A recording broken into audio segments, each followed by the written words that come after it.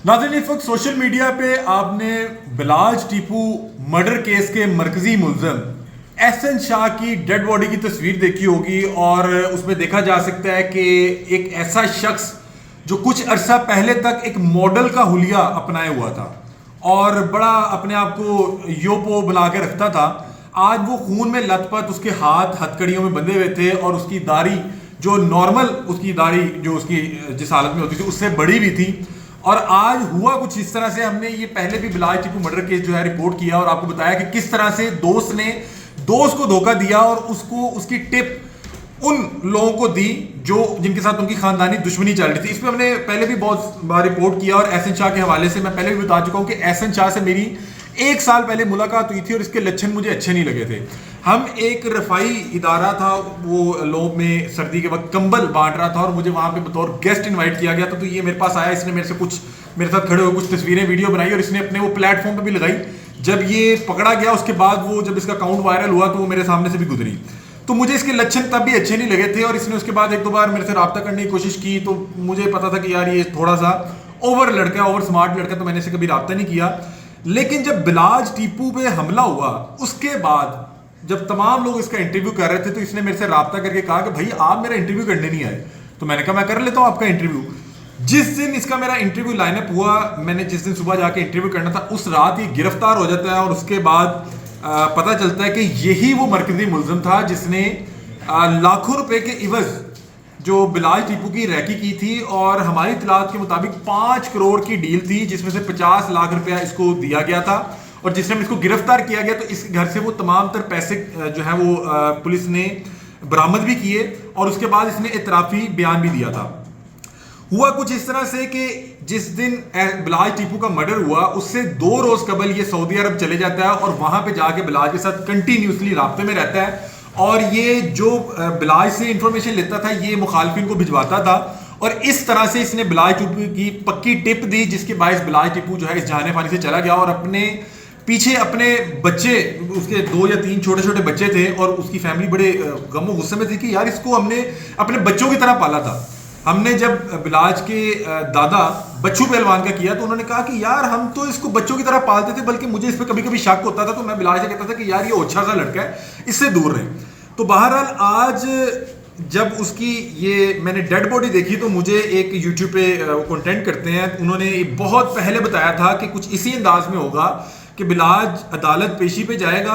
इसके साथियों की फायरिंग से ये हलाक हो जाएगा या इसको किसी बरामदगी पे लेके जाएंगे और वहां पे इसके साथी इसको छुड़वाने के लिए फायरिंग करेंगे और ये पुलिस की हिरासत में मारा जाएगा। आज एन उसी तरह हुआ कि जब Lahore crime organize unit CIA के DSP मोहम्मद अली बट के कहने पे, उनके हुक्म पर इकबाल टाउन इंस्पेक्टर शकील बट और ASI खुरम बट के साथ इसको रवाना किया जाता है और ये बरामदगी करवाने जाता है, किसी चीज़ की निशानदेही करवाने जाता है। तो वहाँ पे पुलिस के मुताबिक अली रजा और कुछ नामालूम साथियों के साथ आके फायर करते हैं जिससे इनका अपना भाई एहसन शाह जो है मौके पे हलाक हो जाता है और इसके हाथ में हथकड़ियाँ लगी हुई हैं और वो इस वक्त तस्वीर जो है बेबसी की एक अलामत बना हुआ है। बहुत से लोग इस पे बहुत गुस्से में थे, कह रहे थे कि ये यार मार है जिसने अपने यार का सौदा कर दिया चंद टकों के एवज, चंद पैसों के एवज, और वही यार जो इसको पाले हुए था, इसकी घर का खर्चा, इसकी गाड़ियाँ, इसकी याशी को जो है वो सपोर्ट किया करता था और बिलाज की ही वजह से इसका इतना लग्जरी लाइफस्टाइल ये एंजॉय कर रहा था। तो अभी तक की इतलात के मुताबिक कि इस वक्त इसकी जो लाश है म्यू हॉस्पिटल में मौजूद है और इसको बरामदगी के लिए ले जाया गया जहाँ पे इसके अपने भाई ने फायर खोले और खुशकिस्मती कह लें कि कोई भी पुलिस अफसर जो है इस वाक़े में जो है ज़ख्मी नहीं हुआ और सिर्फ गोलियाँ जाके एहसन शाह को लगती हैं और ये मौके पर ही जो है दम तोड़ जाता है। इस वक्त इसकी बॉडी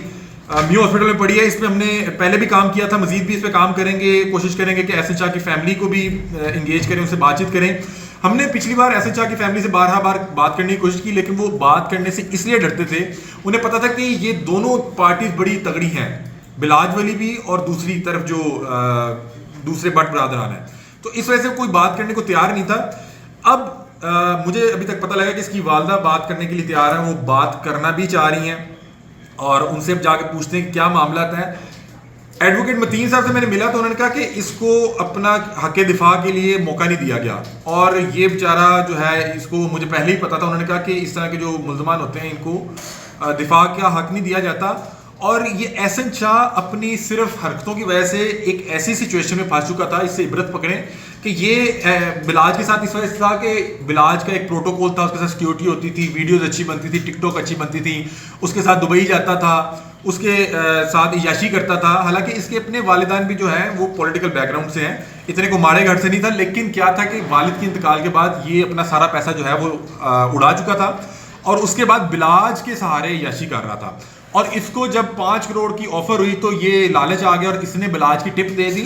मैंने जितने वकला से पूछा उन्होंने कहा कि टिप कभी भी साबित करना आसान नहीं होती और इस पे उसको कोई लंबी सजा नहीं होनी थी, साल 2 साल बाद इसने बाहर आ जाना था। असल इसका इम्तिहान तब शुरू होना था ये बाहर आता और दोनों फैमिलीज लाहौर की बड़ी दुश्मनी में इनका नाम है, तो दोनों के दरमियान ही फंस चुका हुआ था। और अब पता नहीं, कुछ लोग कह रहे हैं कि शायद इसको रंग दिया जा रहा है कि इसके भाइयों की फायरिंग हुई। अक्सर इस तरह के केसेस में हम देखते हैं कि अपने साथियों की फायरिंग से वो हलाक हो जाता है। वल्लाह आलम इसमें क्या सदाकत है, ये पुलिस मुकाबला था, ये कोई उसको छुड़वाने की कोशिश थी, क्योंकि इसका कोई गैंग वैंग तो है नहीं, ये एक छड़ा छांट लड़का था, इसके पीछे कोई इतनी को विरासत या इसके पीछे कोई इसने डाले वाले या इसके बॉडीगार्ड तो नहीं थे। अब भाई को इतनी क्या हुई कि वो इसको पुलिस की हिरासत से छुड़वाने पहुंच गया और भाई को कैसे पता लगा कि आज इस वक्त बरामदगी पे जाएगा। तो बहरहाल इसमें बहुत ज्यादा लूप होल्स तो हैं कि वही फैमिली जो बात करने तक के लिए तैयार नहीं थी कि यार हम क्या बात करें, इतने तगड़े फैमिली का इसने बंदे मरवा दिए हैं और दूसरी फैमिली को इसने टिप दी है, तो वो कैसे इतनी हिम्मत करके सीआईए पे फायर खोलने पहुंच गया और उसी फायर से उसका भाई मर गया। बहरहाल ये सवालात हैं, हम इस पे मजीद जो हकाइक है वो भी आपके सामने रखेंगे। अगर ये जानबूझ के किया गया तो ये गलत है। कोई भी मुजरिम है उसको सजा को देना कोर्ट का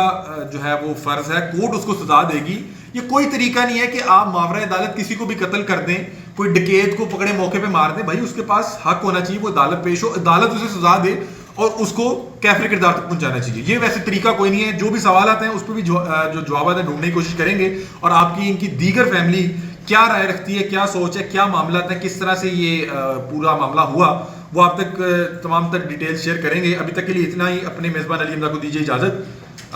जो मज़ीद डिटेल होंगे आपके साथ शेयर करेंगे। अल्लाह हाफ़िज़।